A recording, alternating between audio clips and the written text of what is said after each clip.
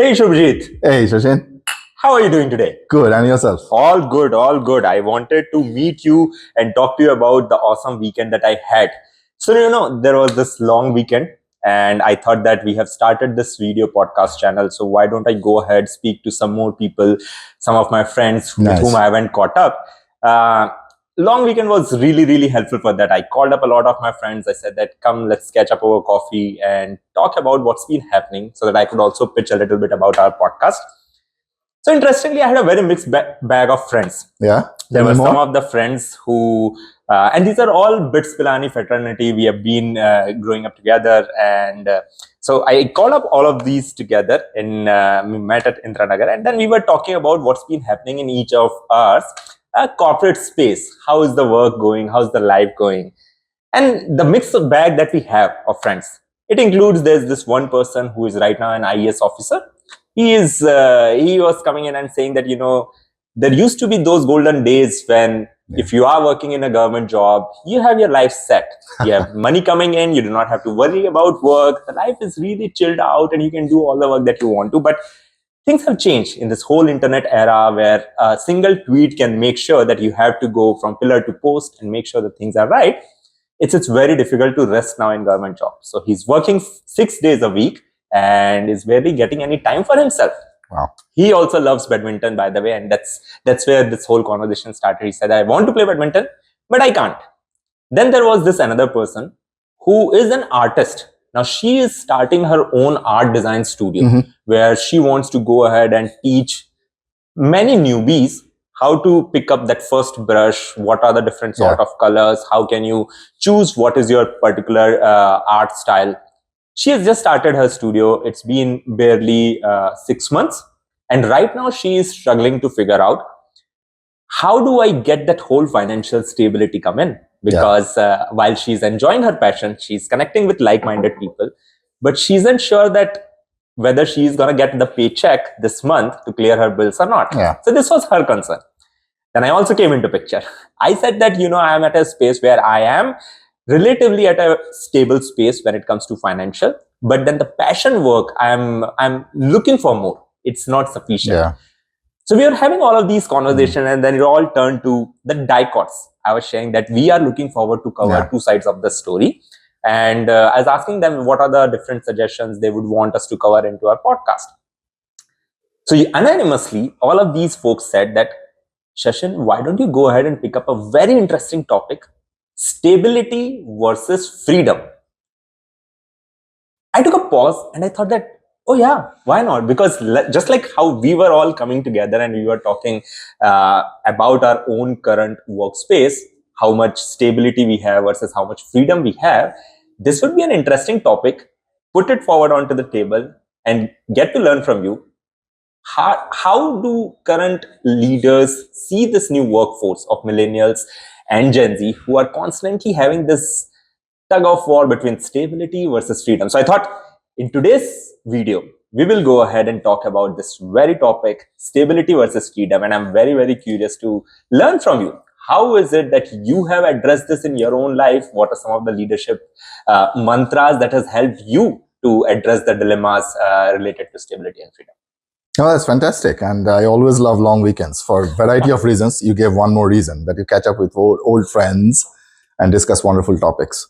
Yeah, freedom versus stability is a very intriguing topic, and I'm so glad you brought it up. We should discuss that, right? Also because, as you rightly said, it's a dichotomy that has been there forever. And I don't think there's going to be a solution, right? It's a binary that we have inherited generation over generation over generation. So what's going through my mind as I'm listening to you, Shashin, is it is a dichotomy. It's a dichotomous topic, no doubt. There are dilemmas around freedom versus stability, but it may also be generational as well as flavors of personality style. You know what? While I can share how I have dealt with it, and maybe it'll come up in the conversation, I have a proposal for you. Okay. How about we flip the script today? Let me ask you questions and let me first figure out what's going through your mind, because I have always been very, very curious to know how the millennials think about this freedom versus stability. I have a few leading questions on my mind as I was listening to you. So let's go through that if you're comfortable with flipping it. Let's give it a try. Why not? So let's start there. Okay, Right? all right. And, This would be interesting, but let me give you a fair warning. I do not bring in all those set of experiences, the great knowledge that you bring in. So I'll try my level best to share with you whatever I have learned or what my experiences are. Let's you're being overly humble. Let's just share generational perspectives, and we'll see if there's a continuum or not. I have certain hypotheses that will come out during the conversation. Okay. Let's start with a very fundamental question that I have on my mind, because I do mingle with a lot of folks inside and outside of work, and I consciously try to cut across generations. I'm quite curious about this. There is a general hypothesis or belief that millennials try to prefer freedom over stability. How accurate is that hypothesis? And what do you folks mean by freedom and stability? Tell me a little bit more. And when you shared that, I'm very curious to know what you think of freedom versus stability with regards to career, of course, but also with regards to life and work balance. Yeah. Maybe your personal growth. Okay, cool. Let me pick up the second part that you have mentioned. Let's go ahead and define freedom and stability first, because like you rightly mentioned, there could be different contexts when we are thinking it from the perspective of career versus life. So to answer the first part, which is related to career, let's just say that stability, we are trying to talk with the context of financial stability, right? So that your source of income is constant. You know that whatever work that you are doing, it is bringing you a constant paycheck so that you can clear out the bills by the end. So with that context of stability, I'll go ahead and answer. Freedom, I say it is about the passion that we carry in, the fire that we carry at our belly to go ahead and do the work that really interests us, right? So this is what I'll consider as freedom. Okay, now this is really a hot topic, and I myself have connected with a lot of fellow young professionals. I've connected with a lot of leaders, and have always had this dilemma. So I'm really glad that we are having this conversation. Given that freedom and stability are, I mean, we can put them into two metrics. So why don't I go ahead and divide it into 4 specific segments, right? And these are all going to be in the priority of what is it that millennials, Gen Z, we are really looking for, and I'm hoping that my views are similar to many other millennials and Gen Z. And what is it that that is stopping us to go ahead and achieving the best state that we want? So the first type of job, I mean, if I talk about the career aspirations, I believe the lowest in the metrics is something which is unstable, which does not give us a guarantee of financial stability, and it also does not give us a freedom. Now, which are the type of roles? These are the type of roles, say for example, where people are hired in startups, or people are hired in some of the companies which do mass recruitment. We end up not getting the enough financial stability that we are looking for, and we also end up working too much so that we do not have time for our own passion. I mean, we have heard about some of the leaders lately talking about 80 hours, 100 hours work week, right? This is, I believe, these are the type of roles, these are the type of careers where we will go ahead, we will pursue them only if we do not have a choice. If we are stuck with a lot of responsibilities, liabilities, and we have to address them, only then we will go ahead and stick to this. But is this something that will ever interest us? I don't think so. Next, probably in the metrics comes in something which does not give us financial stability, but it allows us to go ahead and follow our passion. Like I was giving an example of a friend of mine who has started her own art studio. Now, interesting thing is she is going ahead and following the passion, but she's not sure about the financial stability. She's not sure. On some months she can get a paycheck, some months she cannot. But this is still better than the previous organization or career path where you are wondering that, okay, I'm not happy with the paycheck, neither I'm happy with the work. Now she's still working probably 80 hours a week, but she is happy that she's following her passion. Having said that, it is still not the space where you would want to stay for a longer period of time. Because at the end of the day, given the internet era that we are living in, there is so much that we want to do. And for us to do a lot of things, you do need money, right? So money is still a factor, right? Hence financial stability comes on the top of it. The third type of category is where we are getting financial stability, but we do not get freedom to do what we want. Again, I do not want to quote a particular set of companies, but the very close example comes to my mind is of consultancies, right? You get a decent and amazing pay, in fact, but you are overworked and you just end up working for a lot of hours because the job is demanding. It leaves you with very little time, very less freedom to go ahead and follow your passion. And again, if you are thinking that within the work, can you just go ahead and can't you follow the passion? If you have studied something, can't you go ahead and pick the projects which is related to that? I say that many of the times even that freedom is not there. You get into a consultancy, you're getting a good job. Depending on your profile, you will be posted on any of the different projects, right? You wouldn't be given a freedom that you choose that project. Yeah. So that's the, let's say from the top, it is the second one. We'll still be happy that, okay, there is money coming in, there is work. Okay, it is not matching to our passion, but we are doing some meaningful work over there. And then the topmost, the company there where all of us would want to stick for a really longer time, is a place where we get the paycheck regularly. There's financial stability, of course, and then there is a freedom. Freedom could be anything. The freedom to choose the work that we want to do, freedom to decide our own career path. We do not want to be labeled as someone that unless and until you have spent 20 years into the organization, before that you cannot go ahead and take a leadership position. We want to carve our own path. We want to figure out, can I showcase my leadership skills in one or the other project? Do I have the freedom to pick which topics or which projects I want to work upon? Do I have the freedom that beyond work, can I contribute in other spaces like D&I? Can I go ahead and do something for the culture of the organization? Can I do something for the safety of the environment? So if any organization is providing me a freedom to pick my projects, to have all of these flexibilities, on the top of it, there's a good paycheck, that's where I would want to go. So this is how I see any of the career choices. If I have been given 4 options, this is how I'll pick, how I'll evaluate that particular opportunity. In fact, as I'm speaking to you, this 2x2 metrics and these 4 options that we have, it reminds me of the dilemma that I have posted to most of the leaders, that if I am working in an organization, every year at the beginning, I've been asked that, Shashin, let's have a sit down conversation, understand what are the KPIs that you're going to solve, or what are the KPIs that you're going to achieve. But barely do we have a conversation with leaders where they're asking, what sort of freedom do you want this year? Because I'm pretty sure in each of the organizations, there are a lot of guidelines which allows the leader to give that flexibility to that individual. But we barely have that conversation, right? Because many times leaders have their own set of thoughts, own set of KPIs. They want everyone to follow the status quo. Millennials and Gen Z, we are not looking for status quo. We want challenges. We want that freedom to be built in. And if you give us that freedom, we are going to give you a lot better productivity. Yeah. So, yeah, I think I'll leave you with these thoughts of mine when I go ahead and pick my career choices. But yeah, I am looking forward to pose this dilemma to you, that what stops leader to have this conversation with their millennials or Gen Z workforce, that what freedom do you want? What can I provide you so that you are at the top of your productivity?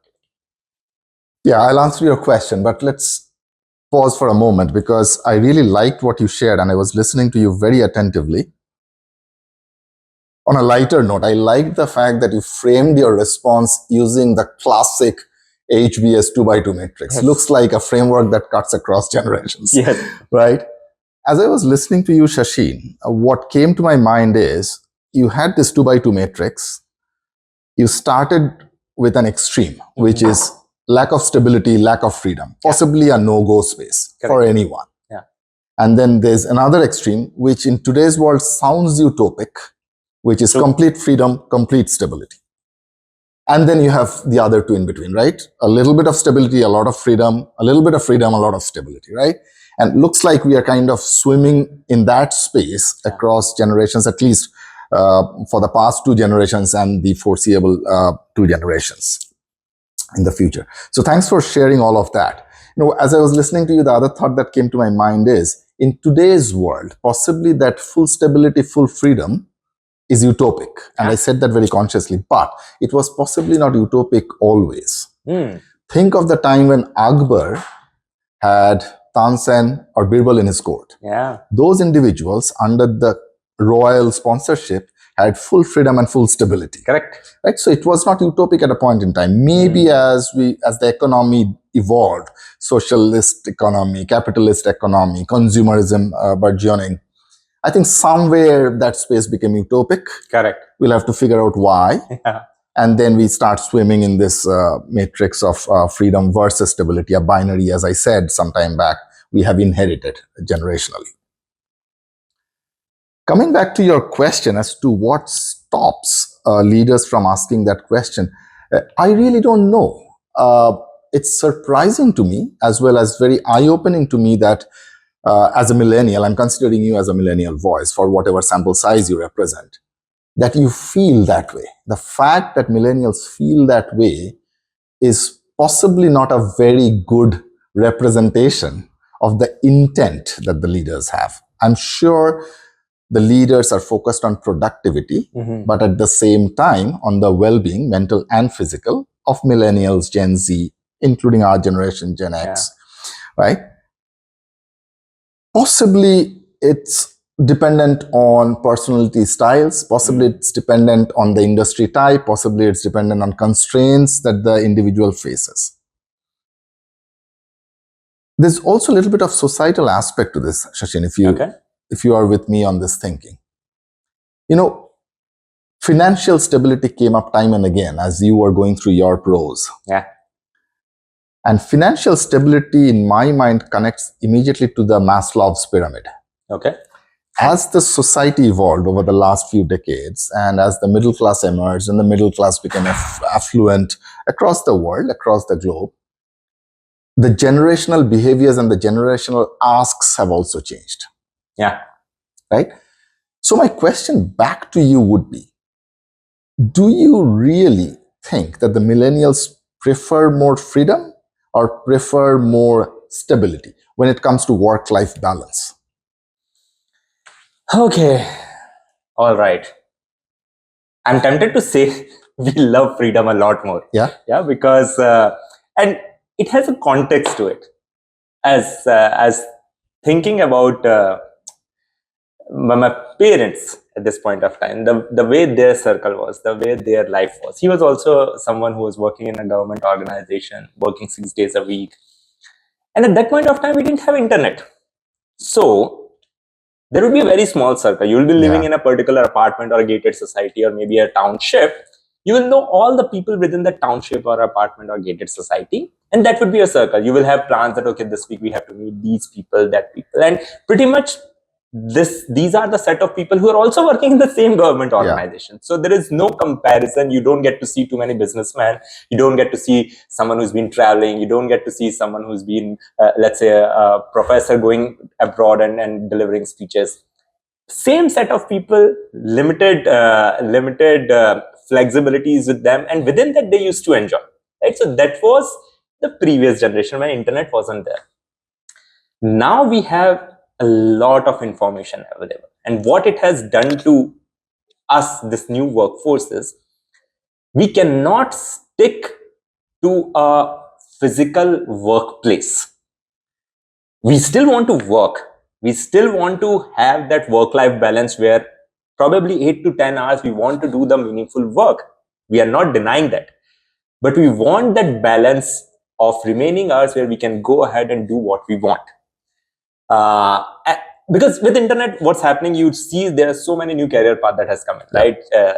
The very reason why content creators are now increasing so much in numbers, the very reason why you see so many travel planners, you see a lot of people who are going ahead and starting a lot of new sports or many similar streams, right? Which is not traditional. At certain point of time, we were all looking forward to become either engineers, doctors, sports people, very, very less set of people, less set of career choices that we have. But now there are so many choices. And because of those choices that we have, we are also craving that, can I go ahead and find the same set of stability in something which is giving me more freedom to go ahead, follow my passion, learn something new. I do not want to be left out in a space where I have only a limited set of skills, whereas the world is moving on. I mean, take the example of AI, ML. Now there is agentic AI as well. I got to know about this very recently. All those traditional jobs, they are getting a competition. I'm not saying that they will become obsolete. We will evolve. That's how it is. But you can see someone who didn't know how to go about doing an art, you can also go ahead and create an art. I have no idea about how to create music, but I can go ahead and create music now. And as a human, I want to do all of these things. If there is a potential, if there is a tool, I want to do all of those things. And for that, I need freedom.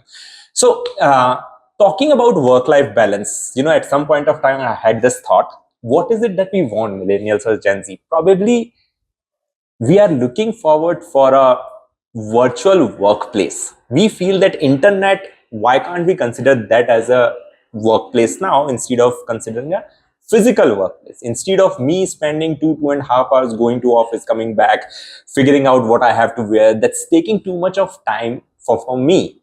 I can simply go ahead and utilize that time, use that freedom to do something else. So, hence I wanted to give you this context that work-life balance, we are not, the millennials or Gen Z are not shying away from working from 8 hours, 10 hours, even the 80-hour work week which was said. I believe that the content creators or many other people, they work more than that. Many times they have to go ahead and spend even 100 hours a week. And they are happy to do so because they are having the freedom to do what they want. Similarly, for the people who are tagged to, say, any of the workplace, if there is more flexibility given, I'm pretty sure Gen Z millennials would be a lot more happy to sip their drink in Hawaii, still deliver the work a lot more productively to the organization. So that's where I say that we are craving for freedom. We want that type of balance where we are more productive, and we know that we can be more productive, but we do not want to be restricted to a physical workplace, a physical set of ways of working. So that's where I see that the change is coming in, and all those organizations which are providing this flexibility, which are open that, okay, as long as you can deliver all the expected outcomes, you can go ahead and have the flexible work schedule. You can have a hybrid work schedule where you can work from anywhere. We would love to go into those organizations. So that's how I feel. Yeah, that's very nice. And I heard three things of what you said, and I think I can resonate with all three. You referred to the complexity of society that has evolved over time. The demographic of the society has changed as the economy also evolves socialistically, capitalistically. The consumerism of flavors and spectrum have changed. I also heard something very interesting. You were referring to time when you were talking about physical versus virtual workspace.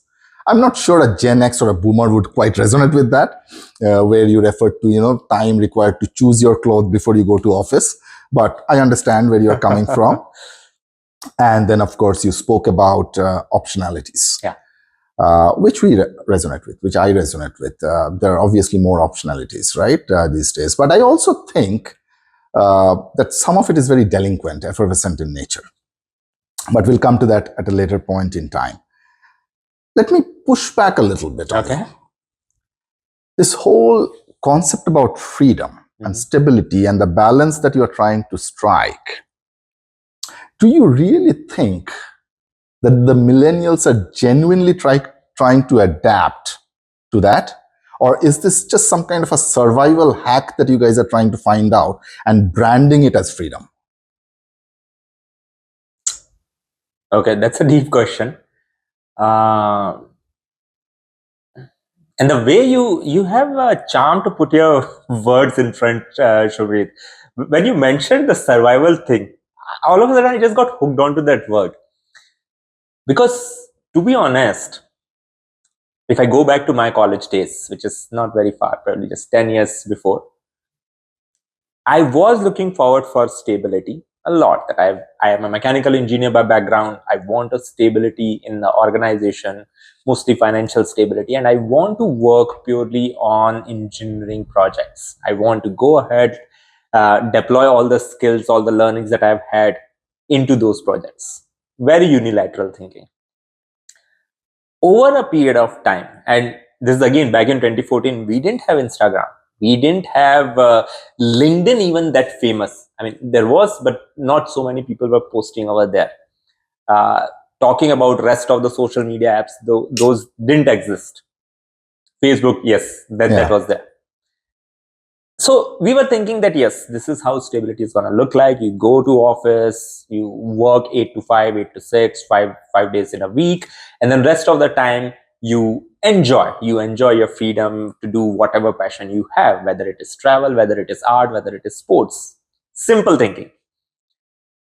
As we progressed, as I got into the organization, started working, and more information came in, and these options came in, I think there is this term which you must have heard as well, FOMO, right? Yeah. Fear of missing out. Yes. So much has been happening around. We don't want to miss out. And then previously, whatever we have made a picture in our mind about corporate, about stability and freedom, it was on the basis of the stories that we have heard from our parents who have been working, or from our coaches, mentors, professors. We've all been in that steady, stable corporate job. Now things have changed. Now we see a working set of people who are probably enjoying their vacation, and they're saying that they are working for 2 hours and are still able to generate that amount of income. We see a lot of people who are saying that we do not have any formal degree. We are simply creating content on internet, and we are still generating income which is better than many of the MNCs, whatever they are offering. We are seeing all of these options, which is actually challenging the thought process in our mind, making us believe that there is something better out there, and whatever we are doing is probably not the best. We can still go out, strive for something better. So going back to the word which you mentioned, survival. Yeah, survival hack. We are trying to survive and survive in the current space, and constantly, just how, say, for example, if I fall into water and I do not know swimming, I will keep throwing my hands and legs to somehow be above the water. And that's the current state. We know that we have a space, we have some sort of gig, whether it could be any gig, whether you are working in MNC, whether you are working for corporate, whether you are making your own startup work. You are involved in something, but you're constantly looking out for something better, which gives you that more freedom and that stability as well. So I'll say that yes, there is that survival mode. Whatever we have, we are constantly looking out for more, and it is leaving us in that state. And this is also coming from many of the success stories which we get to hear, whether it is through LinkedIn. And again, I believe LinkedIn is a lot more marketing tool these days. Any other platform, you will hear out your friend who has built something from the scratch. It is an amazing story too. You get inspired, and that's where you are looking at, why can't I do this? I can also go ahead. I can also make that startup. I can also make that travel company. I can also go ahead and probably start that YouTube channel for myself. So what is stopping me? And that craving is putting us into that constant survival mode, or wanting for that freedom. No, thanks. You were very genuine. In fact, at one point I was about to ask you whether millennials are really trying to redefine the workspace, redefine freedom and stability, or are you just exposing what's broken? Sounds like you are just exposing what's broken, but that is a fantastic leap ahead, because you are possibly then working as a wonderful constructive bridge between boomers, Gen X, and Gen Z, and so forth. Should the government define what is meaningful work? And should there be a minimum wage associated with what is meaningful work? Or do you think that's more for the corporations and the leadership to figure it out? I think this meaningful work again will vary. It's more of an individual choice, Subhrajit. Neither the government nor the corporates can go ahead and define it, as per me, because again, I'm giving perspective from my end. I'm hoping that most of the millennials and Gen Z will resonate with it. But the meaningful work these days for us is something which we can go out, market, and sell. The reason why I'm choosing these words is, it's not like previously the previous generation, they were working in corporate not to sell. They will also had to sell their work, only then they will get the promotions. But the type of thing that you have to sell now is different from those days, because say, for example, if someone was working in upstream business, what they would go ahead and sell within their corporate space is, how many projects you have been part of where you have done end-to-end, say, wells, reservoirs, and facilities management, how many projects you have worked on. The work is still the same. It's a status quo work. You will not have a lot of freedom to innovate something or solve some tedious problem. It would be similar set of problems. You are continuously working. They are still challenging, but it's a single set of work, right? Now at this stage, we are looking for more meaningful work which allows us to showcase to the world that this is something which has not been done. Millennials, Gen Z, if you will ask me, I would be more than happy to pick up a project, say for example in agentic AI, which has just come up. Even though I do not have skills in coding, I want to pick that up. I want to create a product out of it so that I can showcase to the world, this is something that I've been doing. I'm adding something to this fast-paced, evolving evolving world. And वो जो कहावत है that जो दिखता है वो बिकता है, whatever you see is something that you can sell. We are all, current generation is really big on that. We want to showcase what is it that we are doing, and we want to showcase it to the wider set of people beyond our organization. I don't think that was the ask previously. In the previous generation, you have to showcase it to within your line of business. Decision makers. Right. Exactly. The decision makers have also. Now you are referring to the hyper-connected world where it is not necessarily a defined pyramid or a line or a ladder, but beyond it as well. Yeah. And this is why. So say, for example, if you will ask, I was having a conversation with my partner lately where we were talking about content creators who have come out of the let's say the remotest of the village. Now, thanks to that whole initiative of geo network providers, where at certain point they gave free internet. Almost everyone has internet accessibility now, and you would be amazed if you have not seen yet, Subhajit. There are so many people with more than 1 million followers coming out of the remotest village, where they are simply going ahead and showing how their day looks like, how they are cooking in some of the traditional ways, or say, for example, how their village looks like. There could be, you can go ahead and even between our friends, we end up talking that, this person is simply dancing in front of the video that looks like a cringe content. But for that individual, it's a meaningful work because their goal is, I want to have as many followers as I can, because once if I have this many followers, it's of course a status that I would want to showcase. But then through these number of followers, number of views, they're actually getting paid too. Something which they had never thought before. You're referring to comes across to me more as an intersection of accessibility and diversity, right? I don't think the equilibrium has yet been reached. So we are constantly experimenting this accessibility to information, data, digitalization, and diversity of societal spectrum. That's possibly going to try and find a new equilibrium. That's possibly the journey we are on. But I also understand what you are referring to is in terms of the variety, creativity, innovation, yet some kind of flexibility, freedom, and stability all coming together. It's a very complex problem. I'm glad we picked up this topic today. Our generation had a taboo with a few things. Like your generation will have some taboo going forward. For our generation, for example, job hopping had some taboo and stigma associated with it. But what I'm hearing is you guys in an expression of freedom would not mind job hopping more frequently, and I see that in the workforce. For us, we had normalized grinding. Grinding meant loyalty. Loyalty meant security. Security meant stability, right? Of course, going back to the other point I have been making time and again today, this binary of freedom and stability on top of all of this. Now, this is great. Good conversation with you. I'm really happy we picked up this topic. Last question to you. What is the future? Future as in future of this workforce? What is it? Workforce, work-life balance, which eventually will have an impact on society. There'll be a feedback loop. Where do you think we are headed? I'm pretty sure, Subhajit, that going forward, freedom is something that this workforce will demand for. I mean, and I go back to the dilemma that I was sharing, that what is stopping the leaders to ask that what type of freedom you want. So, and it is also reminding me of an example when we worked together. I still remember I brought in certain set of skill set. You didn't put me directly into a random project. You figured out what my skills, what my strengths are. You understood what is it that I'm really craving to work on. You gave me the freedom within that space to choose what I'm working on.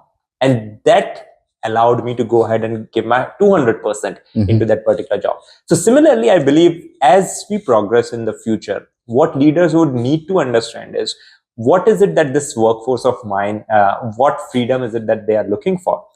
What flexibilities can I go ahead and provide to this particular individual? And how can I be less rigid when it comes to some of these asks? Because rest assured, Subhajit, there are so many options out there that the traditional ways of working is not something that people would crave for. And if I can go to that pointer of financial stability as well, I was just reflecting that over a period of generations, we are also evolving in our financial stability. Someone probably in the current millennial generation, we are probably the last set of people who would have to worry about that, oh, I have to go move from my native place to other city and build a house. For the next generation, there would already be some of these things would have been built up. Work will come to them. Urbanization will come to them. Exactly. And because of that, the type of financial stability that we want, the income that we want, for the next set of generation, money will be required for just as a disposable income. You quickly get this money, you can dispose it off for whatever you want. You do not have to worry about those large long-term liabilities. So as a result of it, the next set of generation would be more craving for the freedom. How can I go ahead and follow my passion? How can I make sure that every hour that I'm giving for meaningful work is something that also resonates with my passion? So I can see that is happening. Personally, for me as well, I'm looking forward for such meaningful work where I have the flexibility to work out of anywhere, still provide the best to my organization, but have the freedom to follow some of the things that are very close to my heart, say art and sport. So I see that's where the workforce is going. No, I agree. I do have a slightly add-on view. Let me build on what you said. I think it's a trilemma that will continue to, we will continue to find a new equilibrium. And the trilemma is essentially between the fact that our brains are very Paleolithic. Our institutions and rules are very medieval. And suddenly now the society is exposed to hyper-modern digitalization and technology, which are accessible. So between these Paleolithic brains, medieval institutions, and hyper-modern technologies, finding an equilibrium is a significant tension. It is. That will be there for a while. It is molding generations. It is molding the way the generations expect. It is molding the way some generations are reacting to it. But it has been fascinating to understand how a millennial sees the world, sees the workforce, sees their own life progressing. And I hope my peers and my previous generation also finds some good takeaway from this conversation. We definitely have a lot to contribute, a lot to understand the millennials, how they see the future, because the future is largely in their hand. So let's continue working together. It's been a pleasure speaking with you, Shashin. Same here, Shubhajit. Until the next time. Yeah. Thank you so much. Thanks.